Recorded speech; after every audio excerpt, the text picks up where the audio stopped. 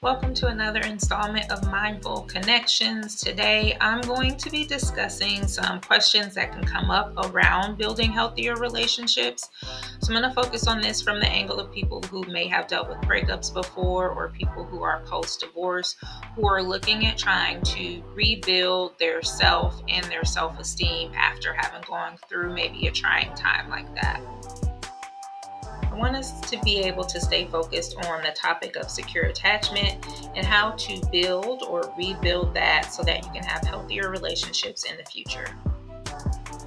One question often asked is, how do I identify my attachment style and how does it impact my future relationship? This is a great question. So often people will reflect on how they've behaved in their previous relationships in order to identify what their current attachment style may be. So some questions that you can look at are, do I prefer distance from my partner? Do I feel safe relying on my partner? Am I a person who gets anxious if my partner doesn't contact me immediately? Or do I start to make up stories about what that time could mean between their text messages? All of these different types of questions will help to lead you to learn what your attachment style could be.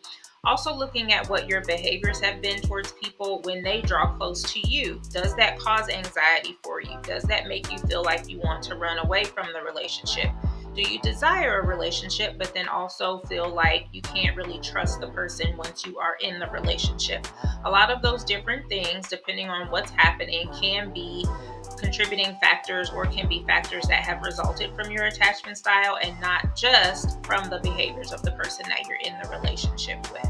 Well, what if I have an insecure attachment style? What am I supposed to do when conflict shows up in my relationship? Effective communication involves asking important questions of your partner and being prepared to actively listen to those.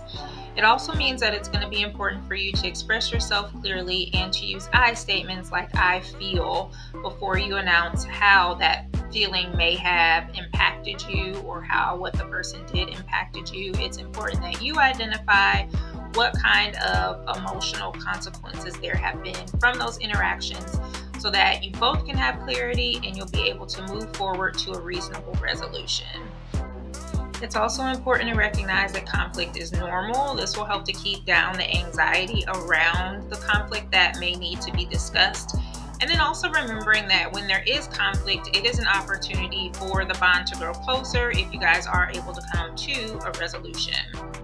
Well, my issue is trust. What do you recommend for dealing with trust in a relationship? I really would like to try and build that, but it's kind of a scary thing for me. Building trust takes time and consistency. So, an even more important factor that becomes involved in trust is also congruence. So, it's important for a partner to show up when they say they're going to show up and follow through as they say they're going to follow through. Congruence is a matter of your actions externally matching what you feel like is the truth for you on the inside and with what you say or tell to another person. So you want all of those things to come together. So it's important when you're trying to build trust in a relationship to look for those different factors, making sure that you are doing those things as well, and looking for a partner who can commit to doing those things on a consistent basis. Gradually, as you're able to show and share more about yourself, that will help to build trust. You'll see that it's going to be safe for you to do so with your partner if they provide that type of environment for you to do so. It will also help your partner to gain trust in you because you're able to be vulnerable on a level that they're able to respect. And it creates some emotional connection because you're both able to share and to learn more about one another in that safe environment. All of these questions are really valuable in attempting to understand secure attachment. It's important to implement some of these different things as you grow in your journey. Usually, it's called earning secure attachment when you are trying to get more towards that point where the insecure attachment tendencies don't show up as often or you're able to address them in a healthier way.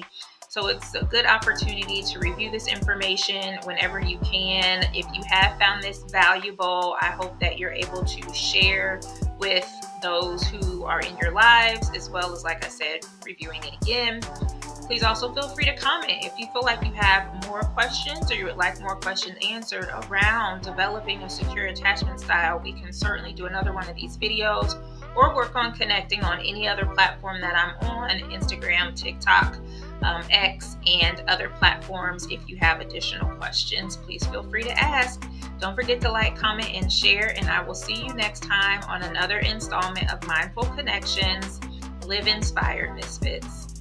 I'm back. I almost forgot. I also have a secure attachment workbook that you can access on my pin site. So you are able to get that workbook and use that if you're working more from an anxious attachment style and you want to be able to develop more secure attachment.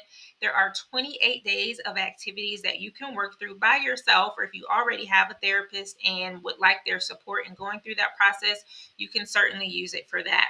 Please feel free to purchase that workbook and use that to your advantage in developing your secure attachment style.